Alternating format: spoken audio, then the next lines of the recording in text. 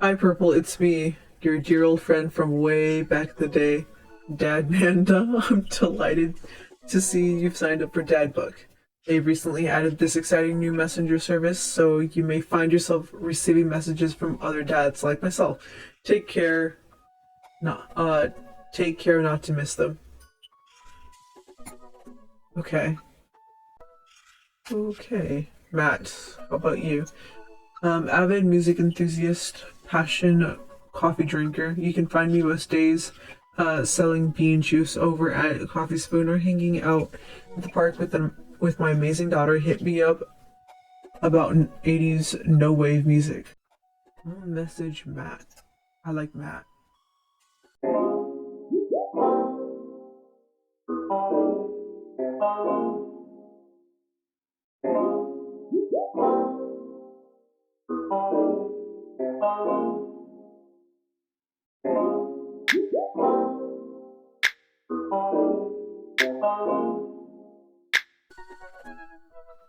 Do it once, do it right.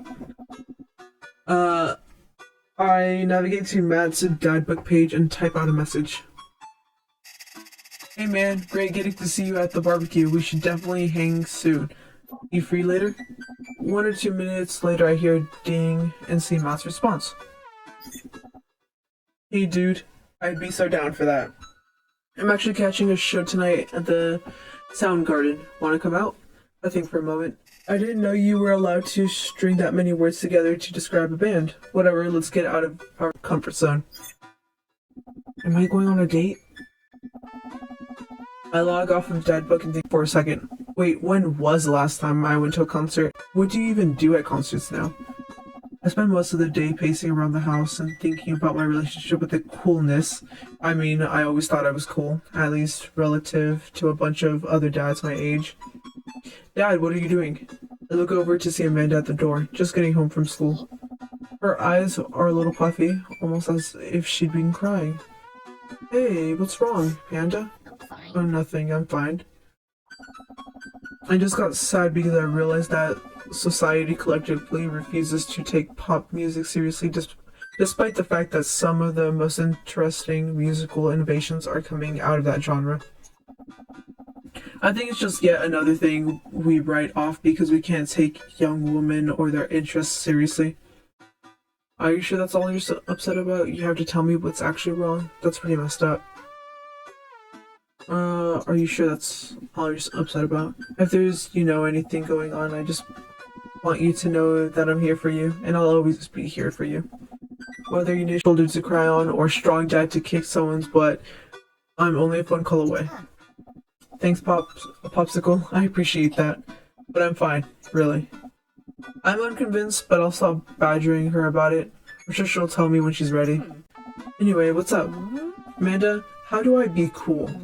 Let me put on a pot of coffee first. This is gonna be a long night. No, seriously. Matt invited me to a concert, and I don't think I've been to one since you were born. Yeah, you have. You took me to one when I was 12, remember? Oh god, I tried so hard to forget. The one where I had to camp out with you in line so that you could get a good spot, and then you cried and screamed the whole time. Dad, it was so much more than that. And I'm not even ashamed to say it. Anyways, you should be all set for the concert if you remember that. Just bring a big glittery sign and cry a lot and it'll fit right in. Well, it's at a smaller place, and I think Matt mentioned that they're a punk band. Like a DIY gutter punk, thrash, straight edge. Come on, Dad, give me something to work with here. Are they post-punk, proto-punk, C-punk, Jerry-punk? What's Jerry-punk? I made that one up to see if I could get away with it. They're not positive hardcore, are they? He said that they're Canadian punk? Oh yeah, you'll be fine. I show up to the Coffee Spoon at in what I hope is concert appropriate attire. I see Matt out front locking the door to the shop. Hey, you made it. Ready for tonight?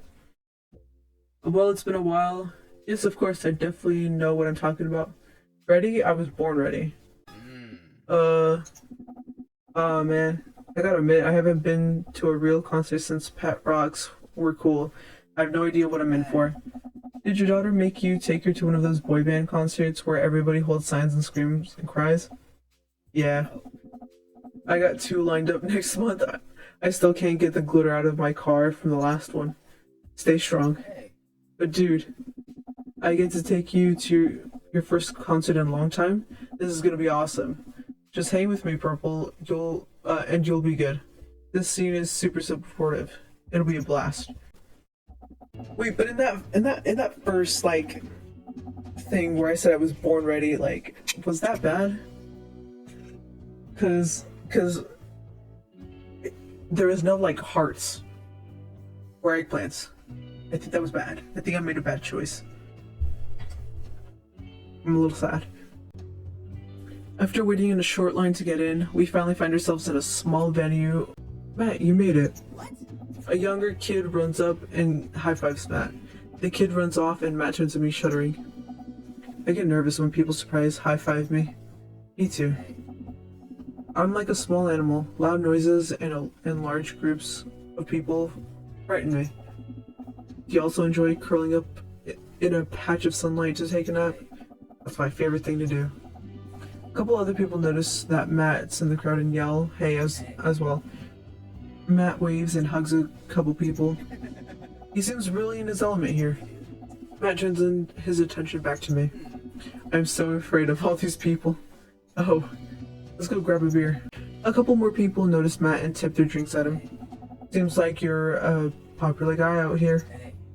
Yeah, I go to a lot of shows. This is a really cool spot.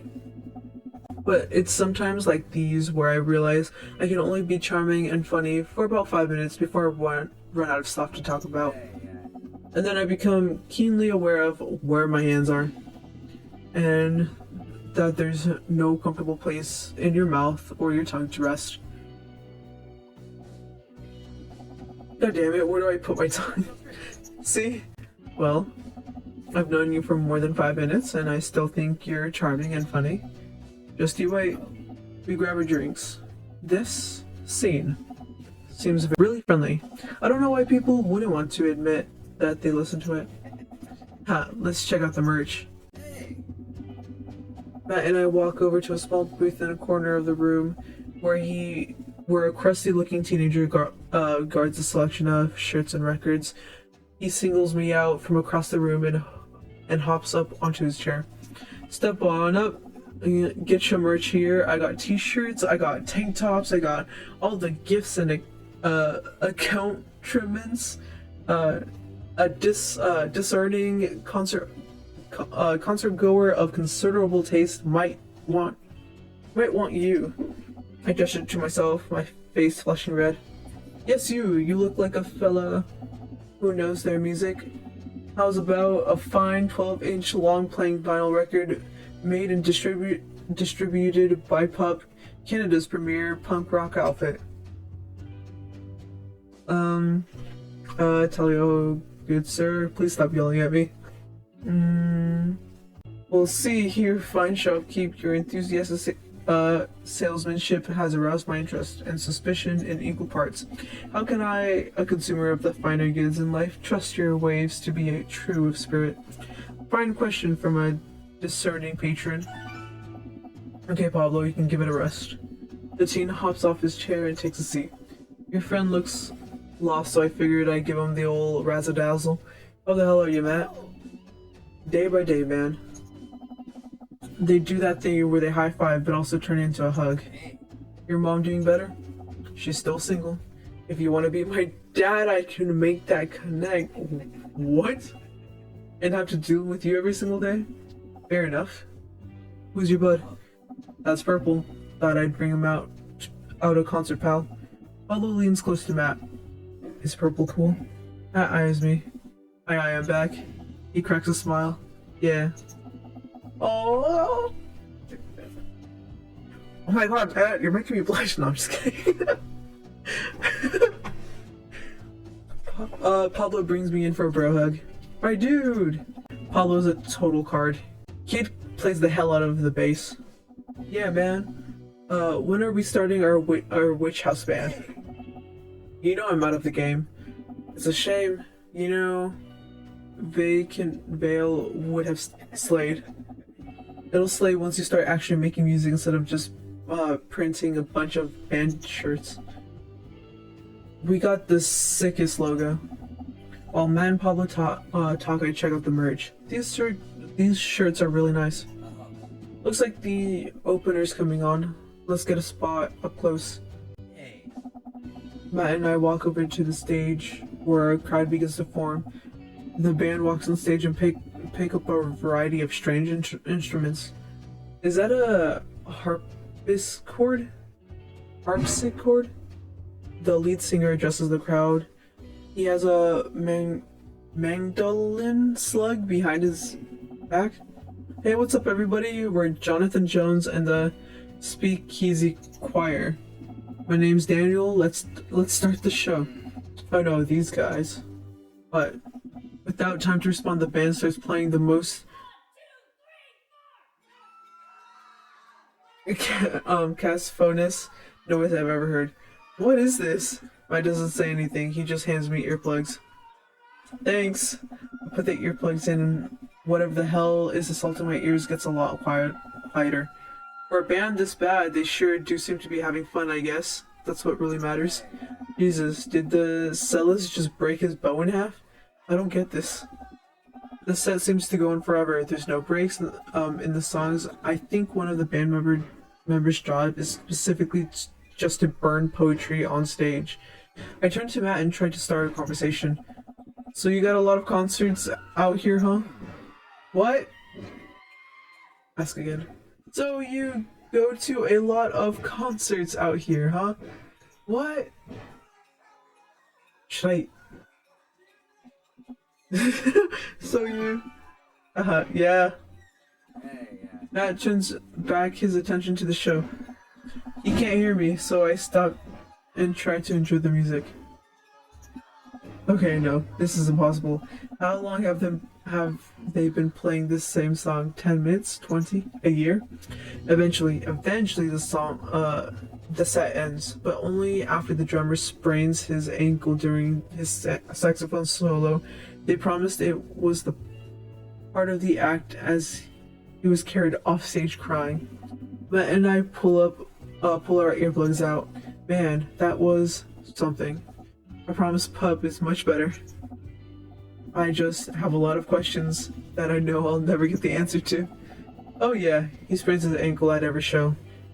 They were being real about that. Hey, let's grab another beer. Matt and I work our way out of the crowd and back to the bar. More and more people file into the concert space as it gets closer to the main act. It's getting kind of crowded in here. We grab our beers and I try to follow Matt back to our spot, but there are so many people that I'm having a hard time keeping up. As I work my way through the throngs of excited concert goers, I realize I've lost Matt entirely. I stop and look around, see nothing but a sea of hip 20-somethings. I'm lost. How am I ever going to find Matt here? Where's the exit? Are there even exits? Suddenly, a hand reaches out to grab me. It's Matt! Almost lost you, buddy. Phew. I got really nervous for a second there. You and me both, dude. He takes my hand and leads me back toward the stage. I can feel myself blushing a little. We finally settle back into our spot and wait for the band to start. Busy place, huh? Yeah, Pup really brings out a crowd. So you go to concerts a lot? Oh yeah, it's one of my absolute favorite things in the world. I think it's one thing to listen to music and concert with it, but when you're in a room full of people connecting with the music just the same way that you are, that's magic. I suddenly have the huge urge to pee. Curse this tiny dad bladder. I've never heard it put that way. That's real beautiful. Also, I have to pee. Hurry up, man. They're about to go on. I squeezed my way out of the crowd toward the restroom. I really should have gone before I left the house, but Amanda was watching beauty videos in the bathroom. She had an eyeliner wing going halfway across her face, which was actually a pretty good look. I'm so proud of her. I make it to the restroom, finally, but it's one of those single-person restrooms with a line forming outside of it. As soon as I finish my business, the band starts. Crap. The people that were initially milling around the venue all crowd up against the stage and Pup plays the first song. How am I gonna find Matt now?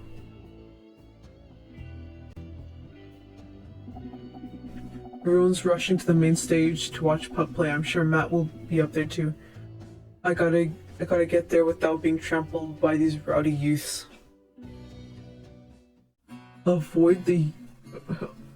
Go? Wait, how do I... I'm confused. How do I even play this game? This is the part of the that you're listening to right now. Wipeout? Oh my god. Don't you think it's better than risking content ID? Keep away from Johnny. Oh, just like keep trying, just kind of hurts. After searching and searching, I realize it's impossible. I'll never be able to find Matt in the sea of subculture. I guess I'll just camp out here. I watch Pup set by my lonesome, out next to a bunch of hip 20-somethings. I can tell they're judging my clothes as I want to so badly to grab them by the shoulders and explain the usefulness of utility pockets, but I try to focus on the concert. Man, I wish Matt were here. The show finally ends, and I wait for Matt outside. After a minute or two, Matt spots me. Dude, you sure are a sight for sore eyes. Sorry I lost you back there. It's all good. Wasn't it a great show? Totally. Would have been more fun with you though. Well, next time I guess we'll just have to hold hands the whole time so we don't lose each other, huh? I laugh. Am I blushing? You hungry? Starving. Follow me. Matt and I walk into a tiny little diner with a cute neon sign. We tear into some bacon and eggs in the corner booth. So there I am in the pit trying to explain to the face tattoo guy that I didn't mean to elbow him in the face tattoo, but he's already seeing red. Not from the tattoo, which coincidentally was red. He's lumbering toward me and there's nowhere to go. It's the end for me, right? Then out of nowhere I get this idea. I just lean back and spread my arms, and just like that I'm crowd surfing away from him in slow motion. You should have seen the look on his face. Bought him a beer afterwards and we were cool. We still follow each other on social media. He has beautiful kids. Glad you guys worked it out. Yeah, man. Just goes to show that Punk's not dead. It just drives a minivan and has to hire a babysitter. So how did you get to see all these amazing concerts? Oh, I used to tour in a band. We were small, but it got us to travel all around the States. How was Carmencita? She says she wants to learn the drums. Oh boy. It'll be a round and I'll need to take a lot of aspirin, but I'll manage. Can't really blame her. I'm suddenly very grateful that all of my daughter's hobbies are super quiet. Photography, collaging, whatever it is that she does on the internet. Thanks, Amanda. I'm trying to be supportive of Carmencita as a rebellious face, but I guess that kind of defeats the purpose of it, doesn't it? I think it would be a good daddy and daughter activity to find something to rebel against together. Like what? The law, fashion, consumerism, big budget remakes of foreign films, fashion. You can always fly in the face of the fashion industry. That's a good anti-establishment option. Matt gestures to my outfit. I think you've got that one covered, dude. Hey! I'm hurt. I thought I was among friends. He and I laugh. We keep digging into our big plates of greasy dinner food. The breakfast I ordered for dinner is absolutely hitting the spot. Man, being a single dad is rough sometimes. It's a lonely feeling. I understand that all too well. I mean, at least we have the rest of the dads to talk to. Yeah. I don't know. I get really nervous sometimes talking to people. Matt gets nervous talking to people, but he's so cool. Me too. I've never really considered myself an extrovert and never really considered myself an introvert. I'm just uncomfortable in every situation, always. Ah, you're fine. You're actually really easy to talk to, you know that? I smile. Matt and I spend the rest of the night trading daughter stories. Turns out our kids are a lot alike. We finish up our late night dinners and head out. We walk back to the cul-de-sac, back to our respective houses. Tonight was a blast, man. Loved it, although I'm probably gonna feel it in my knees in the morning. What did we do? Why do our knees hurt? Why do our knees hurt? I need answers. You and me both. What did we do? What did we do that hurt our knees?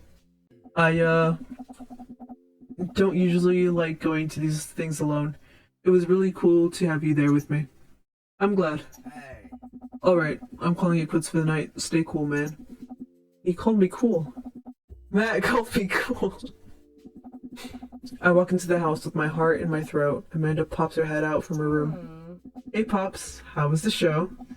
Matt thinks I'm cool. You don't say. Amanda Panda. Matt thinks I'm cool. Blind leading the blind, huh? Wow. I just got dunked on by my own child. Unbelievable. Alright, I'm hitting the hay, Pops. I'll see you in the pit.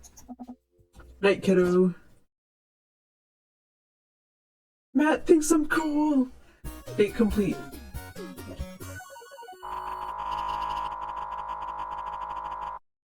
That was good. Could use a trombone though.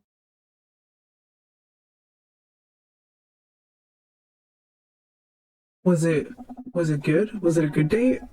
I got a rank B. Was it a good date? While I'm doing my afternoon word jumbles, I hear the mail truck pull through the cul-de-sac. I wonder if we got any coupons today. The nice mail person slides a couple letters in a large envelope through the slot. It takes a couple of tries for them to get it in.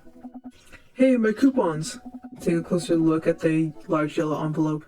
I lightly knock on Amanda's door. She probably has headphones on. Amanda? She yells through the door. What? I have something for you. I'm kind of busy right now. Can you come back later? Okay, just thought you'd want this big old envelope we got from HIA. Immediately, Amanda pushes her door open. Or an institute for the arts? I mean, if you're busy, I can come back. Oh, there, please. I hand her the envelope, which she tears open with her teeth. That's probably bad for your teeth. She doesn't seem to hear me and spits out a piece of envelope. She pulls out a letter and folds it. And... the suspense is killing me. This is her dream school. Miranda's face is unreadable. I can't believe this. Oh, honey. It's okay if you didn't. I got in! Oh! I got in! Amanda tosses the letter aside and gives me a big hug. Congrats, sweetie. That's amazing. I'm so proud of you. She pulls away and looks at the letter again. Oh my god, I really can't believe I got in. Well, of course you got in. You're a great student. You nailed that interview, and your photography is incredible. Wait, Dad. I know this one's really expensive and it's so far away. I think for a moment, HIA was one of the more expensive schools that Amanda applied to, but I know she's had her heart set on it for the longest time. It'll be tough, but we're gonna make it work. Really? Of course. Amanda hugs me again. Thanks, Dad. Okay, sweetie. We're celebrating tonight. Dinner, your choice, whatever you want. Whatever, or wherever. Amanda and I walk along the bayside, tearing into our foil-wrapped burritos from a nearby food truck. You could have chosen anywhere in Maple Bay. Cost was not a determining factor. Please, Dad, you know I'm a simple gal. Give me a burrito with a view. I can't say I'm mad. Amanda and I sit on a patch of grass and watch the sails sail lazily through the bay. And the dorms are right near a bunch of cafes, and there are all these galleries nearby, and there's a discount if you bring your student ID, and Amanda, slow down, you're gonna choke on your burrito. I know, I'm just excited. Did I mention that students get their own studio space once they're seniors? And we get all the professional photo editing software for free? It's nice to see Amanda so enthusiastic about HIA, but I wish she wouldn't do it in between bites of her burrito. I thought I taught her to chew with her mouth closed. I wonder who my roommate's gonna be. You take a survey online and they match you with someone with a similar major and interest. I bet we're gonna be best friends. Craig and I were. A good roommate can be a lifelong friend. But don't even get me started on bad roommates. Oh no. I'm just kidding. We didn't have a bad roommate. Our only other roommate was a puppy that Craig brought home one night. We spent a semester fabricating a story about our new foreign exchange student who had a really bad cough that sounded exactly like a dog's bark. Carl ruled. Oh, they let you have animals in the dorms if you get a note saying you need one. I bet I could forge one. I think I'd get a rabbit, or maybe a snake, maybe both. Would the snake eat the rabbit though? Oh boy, I think I'll leave all that up to you. She's so excited. I don't want to disappoint her, but I need to be real for a second. So, you know I had that talk with Mr. Vega. He didn't tell you about the dumpster fire, did he? What? No. I don't want to put a damper on the good news, but I need you to knock it out of the park these last few months of school, okay? If you really want to go to Horns, we need that scholarship money. I know you can do it. Okay. I promise I'll try harder. Pat her on the back. I think you can handle a 14-hour drive to come home for the holidays. There's gonna be some treacherous ice roads to cross. And don't even get me started on the paranormal occurrences. Well, it'll be worth it if I get to see you. Her eyes immediately well up with tears. Oh, Dad, don't cry. Sorry, I'm just very, very proud of you. You're all grown up now and you're such a good person, and I hope you know how important you are to me. Dad, stop, you're gonna make me cry too. It's too late, honey. It's happening. Dad, I can't get tears in my burrito. It's gonna make it taste sad. I pull Amanda in for a hug and kiss her on the forehead.